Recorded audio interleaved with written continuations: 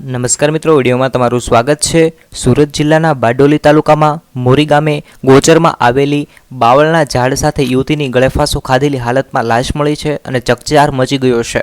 યુવતી ગત રોજ જુનિયર ક્લાર્કની પરીક્ષા આપવા માટે નીકળી હતી, ત્યારબાદ ગળેફાંસો ખાધેલી હાલતમાં તેમની લાશ મળી હતી તેવા સમાચાર અત્યારે સામે આવી રહ્યા છે। જો કે ફાંસાની ઊંચાઈ અને લાશની સ્થિતિ જોતા ઘટના શંકા ઉપજાવે એવી છે। જ્યારે યુવતીનો ફોન પણ ફ્લાઇટ મોડમાં હતો અને 80 થી 85 જેટલા મિસ કોલ હતા એવા સમાચાર સામે આવ્યા છે। જ્યારે જુનિયર ક્લાર્કની પરીક્ષા આપવા માટે આ યુવતી ગઈ હતી તેવા સમાચાર છે અને હાલમાં તેમની લટકતી ફાંસાની ઊંચાઈ લાશની સ્થિતિ જોતા શંકા અને ફોનમાં 80 થી 85 જેટલા મિસ કોલ પણ તેમને આવેલા હતા। હાલમાં ઓઢણી વડે જ ફાંસો ખાઈ લીધો।